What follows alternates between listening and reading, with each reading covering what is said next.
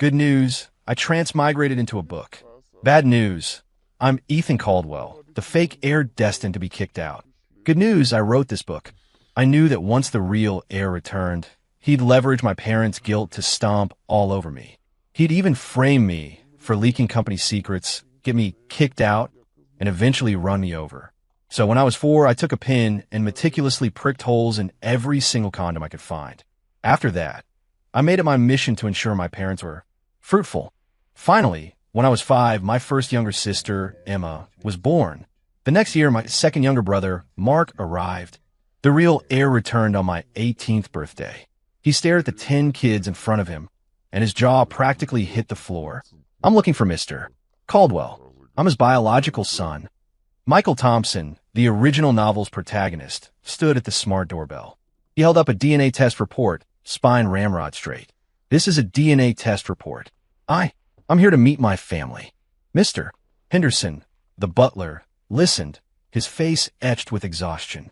Madam, there's a gentleman at the door who says he's the master's biological son. At that moment, Mom was holding little Ben, who was wailing. Her right hand was pulling little Leo, who was fighting his sister, Mia. The surrounding housekeepers didn't dare approach, just hovered nervously. Hearing biological son, Mom froze for a second. In any other story, she'd be shocked, suspicious. Then she'd rush out to hug her long-lost son, crying her eyes out. But reality was, Mom, Peter took my action figure. Mom, where's the dress I want to wear tomorrow? Mom, Julian threw up all over my homework. Mom. A chorus of moms filled the air. Mom ran a hand through her already sparse hair. Stop, Mom ING. Go find your big brother. She exuded an aura of just let it all burn. No, make him leave. I don't need any more sons. Mr. Henderson looked troubled. Madam, the gentleman has a DNA test, and it looks legitimate. Mom irritably ruffled her hair. I stood by the railing on the second floor, barely suppressing a laugh. In the original book, I was the villainous fake heir. Before the real heir returned, I was the only boy, so I was doted on. After he came back, Mom, Dad, and my oldest sister, Sarah, felt guilty, and the blood ties meant Michael got all the affection. But now, when Sarah was born, Mom and Dad cried tears of joy, praying for a good name. When I, Ethan Caldwell, was born, they were overjoyed to have an heir. When Emma was born, they had faint smiles, thinking it was nice for siblings to grow up together. When Leo was born, Mom decided to get her tubes tied after giving birth, but I talked her out of it. Lucas, Peter, Julian. With each new arrival, their faces grew a shade darker. By the time Ben arrived, Mom couldn't take it anymore and insisted on getting sterilized. Dad, after eating a cracker, just sighed and said, let's just call her Ben, I guess. For Mom, another child wasn't a surprise. It was a heart attack. Madam, the test report. Mr. Henderson tentatively asked. Don't look, just toss it. Mom waved her hand impatiently, not even bothering to lift an eyelid. Just get Ben to stop crying. Oh, my little angel. Please stop. You're giving Mommy a migraine. Mom frantically picked up Ben, rocking and swaying, humming a lullaby.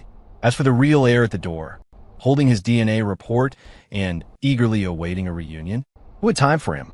I slowly descended the stairs, took the tablet from Mr. Henderson, and glanced at the doorbell feed.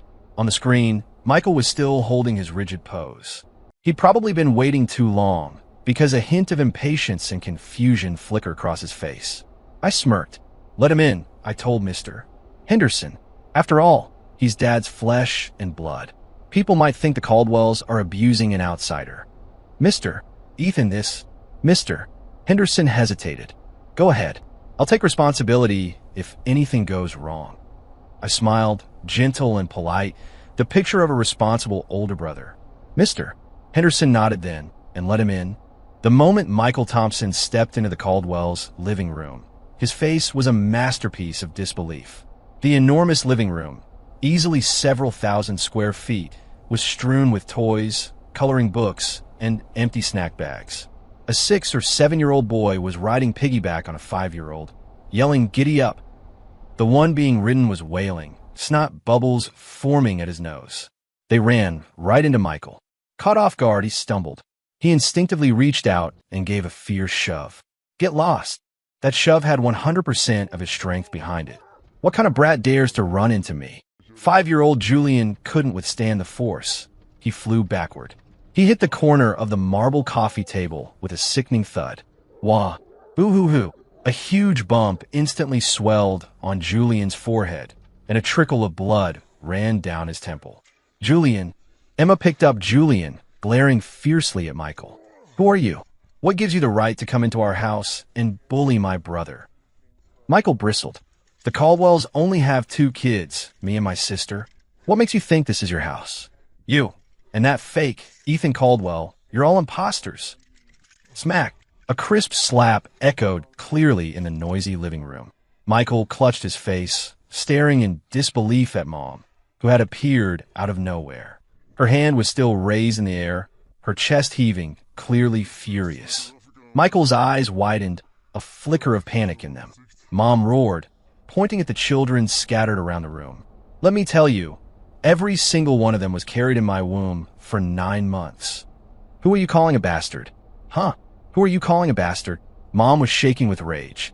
She grabbed the feather duster from the table and started flailing at Michael. You walk in here and immediately hit my son. And then you call them bastards. Which one of Mr. Caldwell's mistress's birth? Such an ill-mannered child. Michael was stunned by the beating. He whipped his head around, looking at me, where I'd been watching the show from the staircase. I leaned against the railing, flashing him a brilliant smile. Mom, easy there. I walked downstairs, gently patting Mom's arm. Michael wasn't raised with us, after all, so a lack of manners is understandable. We can teach him later. I turned, looking at Michael, my smile utterly innocent. Michael, just apologize to Mom, and this whole thing will blow over. Michael gritted his teeth, then dropped to his knees with a thud. Tears welled instantly. Mom, I'm sorry. He cried with such an aggrieved expression that anyone watching would soften. I grew up in an orphanage, bullied since I was little. If I wasn't aggressive, people would pick on me. Every day I had to fight with dogs for food, or I'd starve. I wasn't as lucky as Ethan Caldwell, swapped into a rich family to enjoy life. Mom, please forgive me. He looked up, gazing timidly at Mom with eyes that bore a slight resemblance to hers. Well, look at him playing the sympathy card and still managing to throw shade at me. Mom, I honestly didn't know I had so many siblings. I just want a family so badly. Mom's tense face softened. The anger in her eyes gradually dissipated, replaced by a flicker of guilt. All right, get up. Mom sighed, reaching out to help Michael. A flash of triumph flickered in Michael's eyes. Just then, wah! An ear-splitting wail erupted again. This time it wasn't Julian, it was Ben. Boo-hoo-hoo. Scary. Brother mean. So scary. 3-year-old Ben was huddled in my arms, his face bright red from crying, gasping for breath. He was a premature baby, and his health was always a bit fragile. His crying fit nearly made him pass out. Oh, my sweetheart. Mom's hand, extended toward Michael, instantly retracted. She spun around and practically dove for Ben. What's wrong? What's wrong? Did he scare you? Don't worry, Mommy's here. The few kids who had been around Michael dispersed, clustering anxiously around Ben. Michael glared at Ben, who was now the center of attention, gritting his teeth. I held Ben, gently patting his back. Then, without me noticing, Michael was behind me. Ow, my hand hurts. Ben held up his little hand, crying his heart out. I looked down. On Ben's pale little hand, a bright red nail mark was visible, even oozing a tiny bead of blood. Seeing it, Michael immediately started to harshly accuse me. Ethan Caldwell, what are you doing? How could you pinch your brother? If you don't want me here, I'll just leave. Why would you hurt your brother just to embarrass me? A deathly silence fell over the room. I was instantly amused. You're saying, Big Brother pinched Ben. Mark, little 4, scoffed as if he'd heard the funniest joke. He walked over, grabbed my hand, and held it up to Michael. Open your eyes and look. My 10 fingers had nails trimmed perfectly flush with the skin, practically bald. To take care of my younger siblings, I never kept my nails long. My hand was softer than my face. Forget drawing blood. I couldn't even scratch tofu. But then there was Michael. His hands were rough, his nails long and sharp. And he was the only one in the entire house who even had nails. Mom was shaking with rage, pointing to the door. Get that boy locked in a room. Let him think about what he's done. Then Michael was dragged away by two bodyguards like a sack of potatoes. Michael was grounded for a few days, and when he reappeared, he was certainly more subdued. Finally, the engagement party for my oldest sister, Sarah, and Mr. Davies arrived.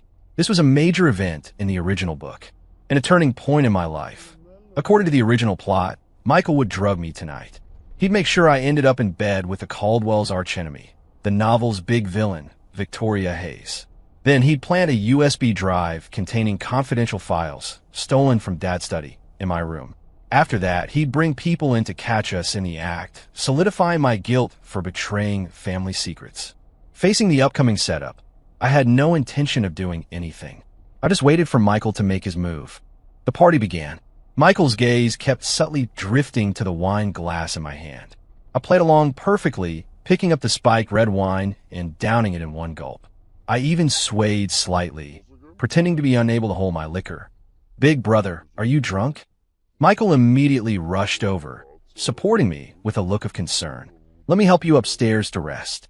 I leaned on him, nodding woozily. Michael helped me to a room, pushed me onto the bed, then quickly left, locking the door behind him. I felt someone else already in the bed. I pulled them into my arms, and my consciousness completely dissolved. Later, I was woken by a commotion. "Dad, Mom, I swear I saw Ethan Caldwell go into this room with our family's rival." Michael's anxious voice came from outside the door. "Impossible. Ethan would never cheat." That was Mom's voice. "Mom, Ethan isn't your biological son, after all. His loyalty is questionable." Bang! The bedroom door was violently kicked open. Michael burst in first, followed by Mom, Dad, and several guests. Seeing the scene on the bed, Michael let out an exaggerated shriek. "Big brother, Dad wasn't planning on kicking you out. How could you do something like this for money and power?" Victoria and I were sitting on the bed, disheveled. I quickly pulled the covers over Victoria. "What are you all doing? Why are you barging into my room?" "Michael, what is the meaning of this?" Dad asked, his face grim, looking at Michael. Seeing this, Michael immediately launched into his act. He pointed at me, tears streaming down his face. "Dad, don't let him fool you. He's a snake in the grass. He's not just colluding with the Hayes family. He stole confidential files from your study and gave them to Victoria Hayes. I saw it with my own eyes. It's right under that pillow." He rushed over and snatched the pillow away. Sure enough, a black USB drive lay there silently. "You framed me." I frowned, looking at the USB drive. Michael held up the USB, glaring at me with hatred. "Caught red-handed. Ethan Caldwell, what do you have to say for yourself? You sold out the family who raised you for years, all for money. You're lower than dirt. Mom, Dad, this backstabbing parasite needs to be kicked out of the Caldwell family." Julian, little 9, ran out and stood in front of me, crying frantically. "No, you can't make Big Brother leave. Big Brother is the best to us. Big Brother would never betray the family. You're the bad guy. You're framing Big Brother." Peter, little 8, stepped forward and started pushing Michael. "Mom and Dad, I even have security footage of Ethan Caldwell going in and out of the study. He definitely went into the study to steal company secrets." He shot me a defiant look. He pulled out his phone and started playing the video, clearly trying to seal my fate. Then he pulled Ben, little 10, who was standing in the corner, forward. "Ben, can you tell everyone what you told your brother before? Did Ethan Caldwell go into the study and steal company secrets? Tell everyone quickly." Ben hesitated, looking at Mom and Dad, then at me. "Be Big Brother. I'm sorry. Please don't blame Ben. It was..." Before Ben could finish, Michael quickly cut him off. "Ethan Caldwell, even if you're not Mom and Dad's biological son, they still cherish you like their own. How could you betray the Caldwells? If you really hate me, I'll leave. But don't betray the Caldwells just because you hate me." Michael accused me tearfully. When Ben heard Michael crying, he started crying too. I'm sorry, Big Brother. It's all Ben's fault."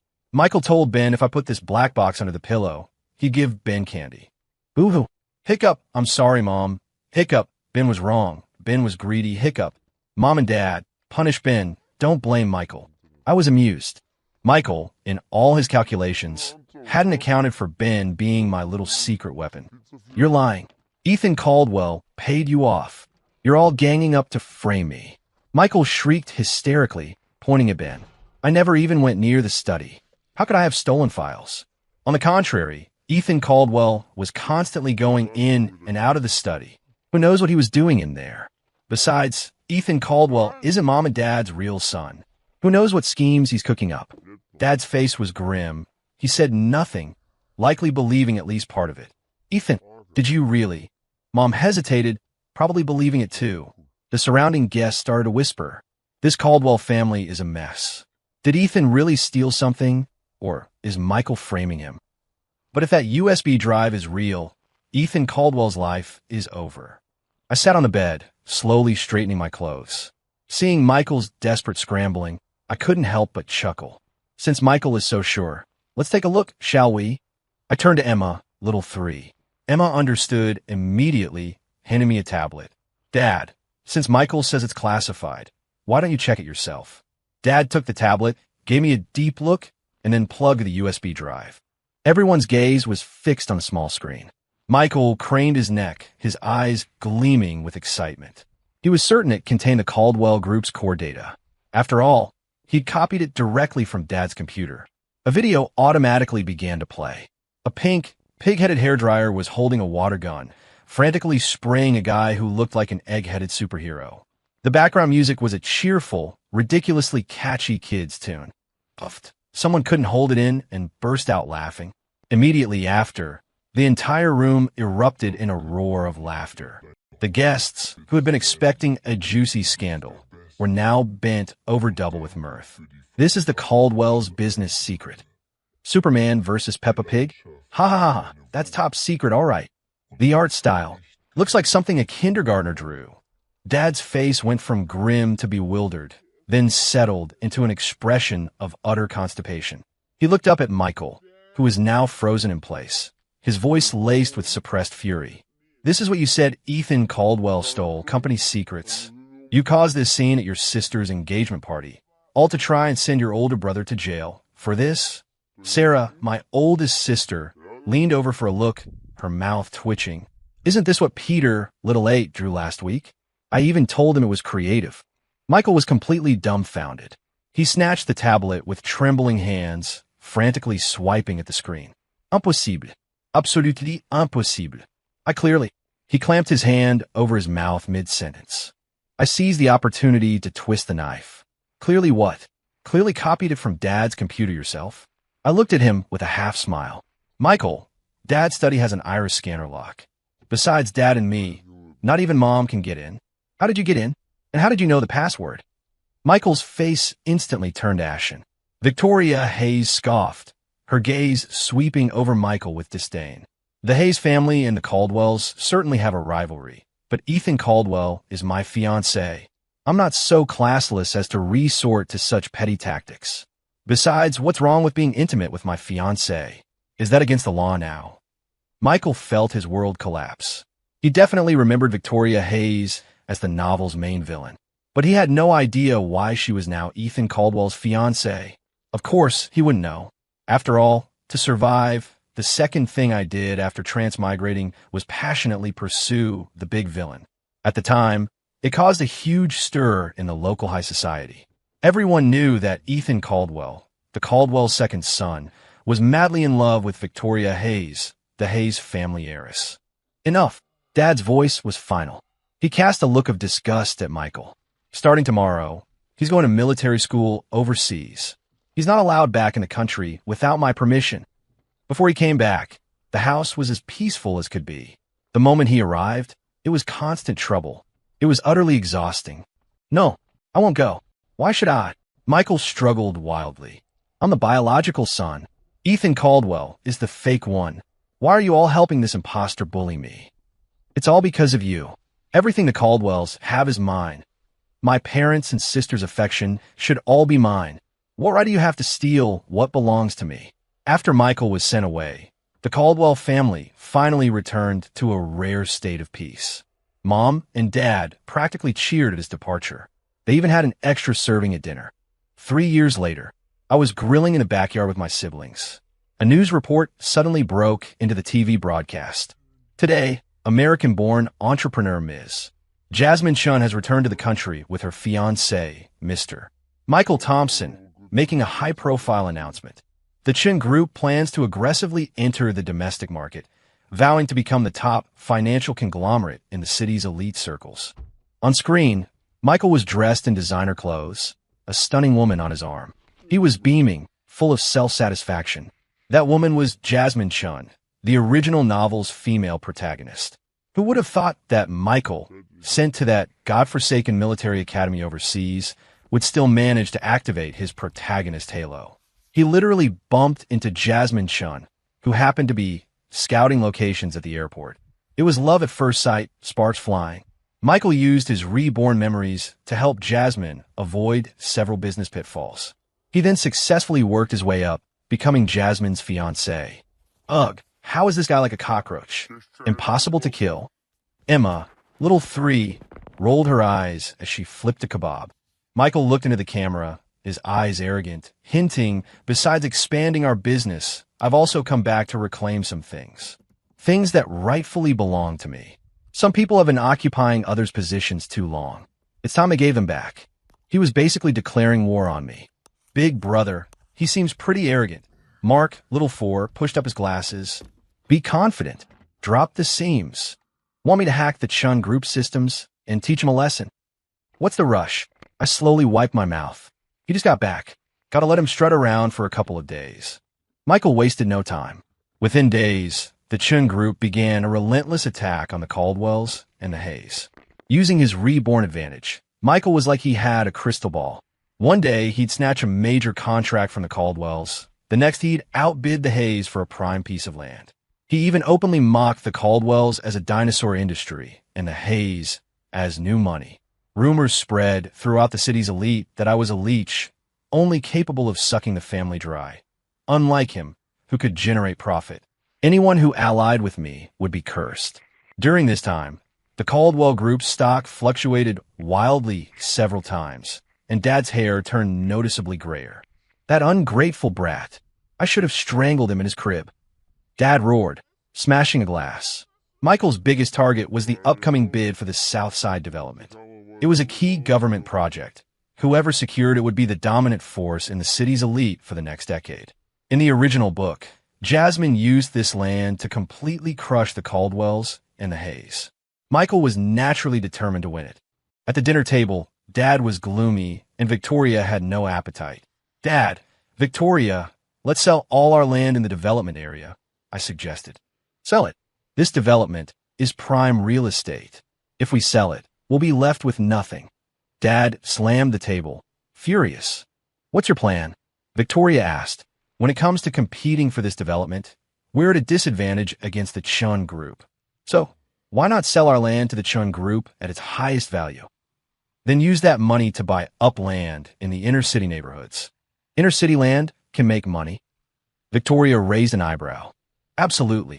The day Michael secured the South Side development, rumors spread throughout the city's elite that the Caldwells and Heirs were finished.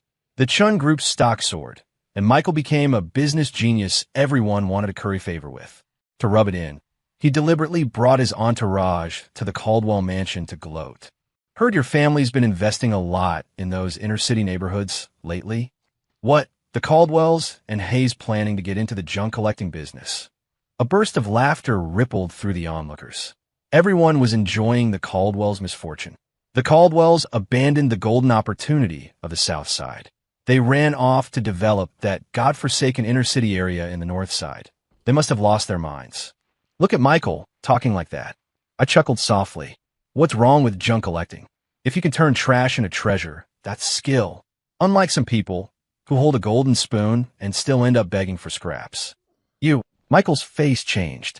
He was about to lash out, but was stopped by Jasmine Chun. It's fine. Once the project's complete, we'll see how long he can stay cocky. Unfortunately, Michael wouldn't be around to see that completion. We've just received breaking news. A massive ancient burial site has been discovered beneath the South Side development. The Historical Preservation Society has intervened, issuing an emergency halt to all construction projects in the area. Furthermore, due to complex geological structures, the area poses a severe risk of collapse. It has been classified as a high-risk zone, prohibiting all commercial development. Crash! The wine glass in Michael's hand hit the floor, shattering into pieces. He stared fixedly at the news report, his face ghostly pale. No. Impossible. This can't be. In the original novel, this land was developed smoothly, and the Caldwells made a fortune. Where did these ancient tombs come from? Where did this collapse risk appear? Of course, this plot point existed in the original story. It was just still in the outline, meant to happen much later. I designed it to challenge the protagonist relationship. I never expected to transmigrate before finishing the story. I just decided to take a chance. That's why I convinced Dad to sell the land. I never expected it to be spot on. On another note, the city government has officially announced the launch of the Northside Revitalization Plan. The former inner-city neighborhood area will be redeveloped into a new central business district, CBD, with plans for 3 intersecting subway lines. It is understood that the Caldwell Group and the Hayes Group have already completed the land acquisition and planning for this area. Everyone who was waiting to laugh at the Caldwells was no longer smiling. The Northside inner-city area had, overnight, become a prime piece of real estate, a new CBD. And the Southside development had become a historical preservation zone, to be looked at, not touched. The Chin Group's massive investment had all gone down the drain. Not only that, but due to contract breaches and construction halts, the Chin Group faced enormous compensation costs and debts. Their dream of becoming the top conglomerate shattered before it even began. It was you. You did this. Michael charged at me, trying to grab me, but I shoved him away, sending him sprawling awkwardly to the floor. Ms. Chun, if I were you, I'd go back and check the books right now. Victoria looked coldly at Jasmine Chun, whose face was ashen. After all, your dear fiancé, to secure that land, misappropriated quite a bit of Chun Group funds and took out a lot of high-interest loans. Hearing this, Jasmine Chun didn't even bother to help Michael up. She spun around and ran out. Ethan Caldwell. I hate you. I hate you. I looked down at him, my gaze pitying. What good is hating me? If you're going to hate yourself for being too greedy, too self-important. Michael lost that battle utterly and completely. The Chin Group went bankrupt. Jasmine Chun was buried in debt and fled, leaving all the mess to Michael. Cornered and desperate, Michael, predictably, snapped. He refused to accept defeat, and he certainly couldn't stand seeing me flourish. So he set his sights on Dad. It was a Friday afternoon. Dad, as usual, went to the park to feed the pigeons. But he didn't come back by nightfall. His phone was unreachable, and his GPS signal was gone. The house became a madhouse, and Mom was frantic, tears streaming down her face. Ding! My phone received a video message. In the video, Dad was tied to a chair, gagged with a rag, his face bruised. Michael held a fruit knife, gesturing threateningly near Dad's face, a twisted, sneering smile on his lips. Ethan Caldwell, if you want her dad to live, trade me the North Side land. A desperate man has nothing to lose. If you dare call the cops, I'll make your dad pay the price with his life. The background was a dim, abandoned chemical plant. He's truly lost his mind. That's his biological father. I emotionlessly handed my phone to Mark, little 4, beside me. Located him? Mark's fingers flew across the keyboard. The screen filled with streams of green code. Got it. West Side Abandoned Chemical Plant, Warehouse 3. I stood up, flexing my wrists. All right, siblings, we've got a job to do. Dare to lay a hand on Dad? He's got a death wish. Lucas, little 7, cracked his knuckles, grabbed a baseball bat, and headed for the door. Take me. I haven't tried out my new pepper spray yet. Mia, little 5, excitedly pulled out several spray bottles. Me too. My drone fleet is in position. Peter, little 8, manipulated his remote control. Even Ben, little 10, had his little yellow duck backpack on. It was filled with, various chili oils. Let's go. Save Dad. The entire group marched toward the west side. Meanwhile, at the chemical plant, Michael was triumphantly looking at Dad. Old man, didn't expect this, did you? You still ended up in my hands.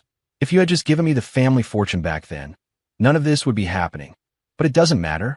As long as I get that land, I can still make a comeback. Then I'll grind that imposter Ethan Caldwell under my heel. Dad struggled, muffled, seeming to want to say something. Michael ripped the rag from his mouth, begging for mercy. Too late. Dad took a deep breath, looked at Michael, and suddenly sighed.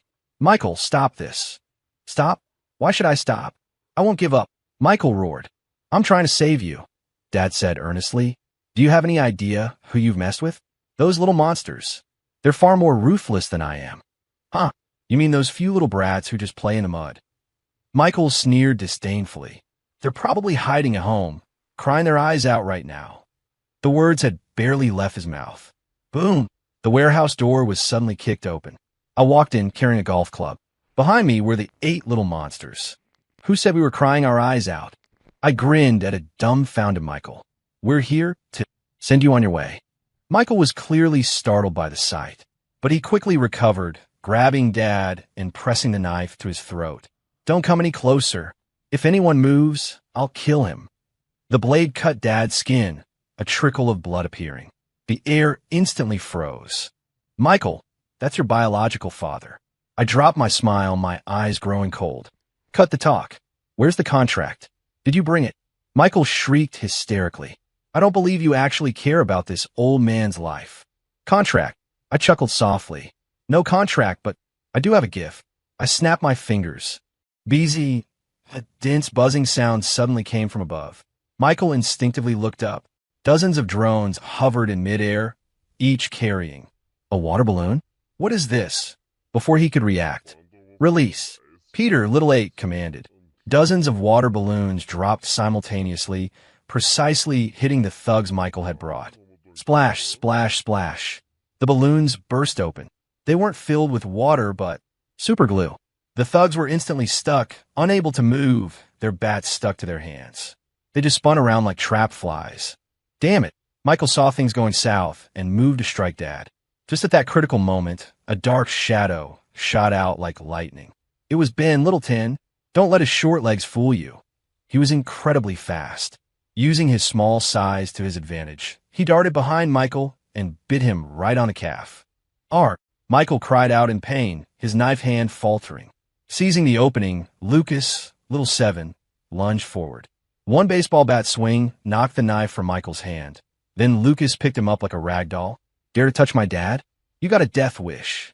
A kidnapping attempt, under the tag team efforts of the Caldwell siblings, turned into a one-sided beatdown. When the police arrived, they found thugs tied up like sausages. And Michael, bruised and battered, currently being force-fed chili oil by Ben, Little 10. The officers looked at the scene, their mouths twitching. Well, are we too late? I tossed my golf club, clapped my hands, and offered a perfectly pleasant smile. Not late at all, just in time for cleanup. Michael went insane. This time, genuinely insane, not faking it. Doctors diagnosed him with severe delusional disorder coupled with mania. He was committed to a mental hospital in the suburbs. When I visited him, he was wearing a striped hospital gown, sitting by the barred window, looking gaunt and unrecognizable. But his eyes were feverishly bright. He pointed and gestured at the air, muttering to himself. I'm the Caldwell's eldest son. I'm the CEO of the top conglomerate. That ingrate Ethan Caldwell is dead. I ran him over. Ha ha. Kneel. All of you kneel. I'm the protagonist. I'm the chosen one. Seeing me walk in, he suddenly stopped, his cloudy eyes fixated on me, and after a moment, a twisted smile spread across his face. Well, if it isn't my defeated foe. He stood up, adjusting a non-existent suit. What? Come to beg me to spare the Caldwells? Too late. I've already acquired the Caldwell group. Now, I'm a master of the Caldwell family. I watched him quietly. Michael, wake up, I said calmly. The Caldwells are fine. Mom and Dad are fine. All your siblings are fine too. Jasmine Chun has been caught, sentenced to life. All your beautiful dreams shattered long ago. Lies. You're lying. Michael suddenly shrieked, throwing himself against the glass wall, banging on it furiously. Jasmine Chun loves me. She's the female lead. I'm the protagonist. We're soulmates. This is a book. This is the world of the book. I'm the protagonist. How could I lose? I can't lose. He frantically clawed at the glass, his fingernails breaking, blood staining the surface. Restart. I want to restart. I want to load a save.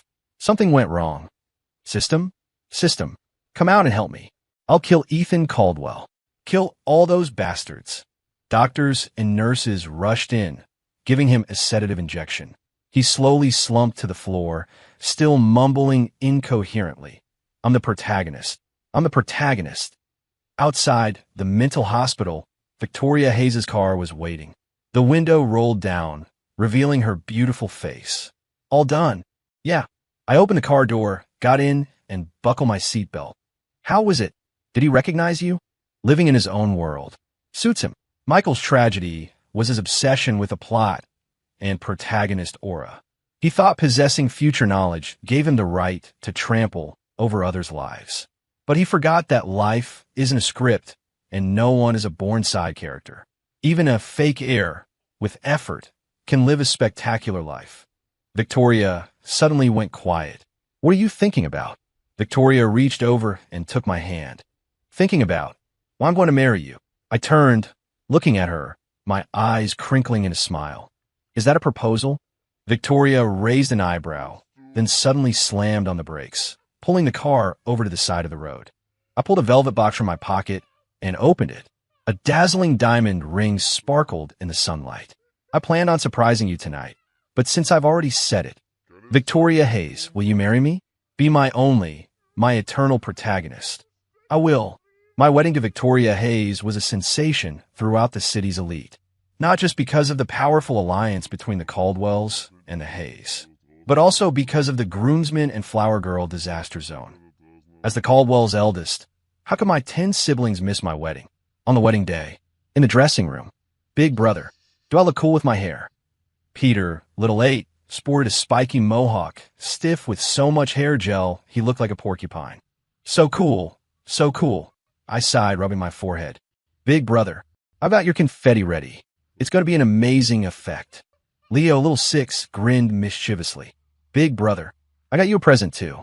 Ben, little 10, ran over, dressed in a pristine white suit, looking like a little angel. He handed me well, it looked like a vintage adult comic. What's this for? My mouth twitched. To help Big Brother have a perfect wedding night. Ben pumped his little fist. Thanks, I guess. The auspicious moment arrived. The wedding march began. Dad, beaming, waited with me for the bride's entrance. Victoria Hayes walked forward, escorted by Mr. Hayes. She wore a pure white wedding gown, so beautiful I couldn't take my eyes off her. Exchanging rings, vows, the kiss. Everything was as perfect as a fairy tale. Until the bouquet toss. Victoria turned her back to the crowd and threw it forcefully over her shoulder. Mine, it's mine. Get off. Emma, little 3, isn't even married yet. Give it to me. Behind us, there was a crashing of chairs, shattered dishes, and general chaos. Oh, for heaven's sake. My younger siblings piled on top of each other, forming a human pyramid, all fighting for that one bouquet. Lucas, little 7, at the very bottom, was rolling his eyes. Ben, little 10, at the very top, was riding on Peter's, little 8's shoulders, clutching the nearly shredded bouquet, grinning from ear to ear. Yay, I got it. I'm going to marry Lily next door. That night, our wedding night, I finally managed to chase out the horde of demons who were trying to crash our honeymoon suite. I loosened my tie, my gaze burning as I looked at Victoria. Victoria, a moment of our wedding night is worth 1,000 gold. I leaned in, just about to kiss her. Suddenly, click. A faint sound came from the closet. I froze, then yanked open the closet door. Lucas, little 7, was crouched inside, camera in hand, looking utterly sheepish. Big brother, I just wanted to get some footage. Ow! No sooner had I tossed Lucas out than a rustling sound came from under the bed. I pulled back the comforter. Leo, little 6, was sprawled underneath. Bro, I was just listening. Get out. I took a deep breath, knowing there had to be someone behind the curtains. I yanked them open. Sure enough, Peter, little 8, was clinging to the window frame like a gecko. I scooped Victoria into my arms and strode toward the bathroom. Lock the door. Double lock it. Weld it shut.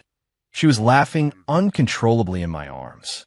Listening to the jeers and knocking from my siblings outside the door, I figured this was probably the happiest noise in the world.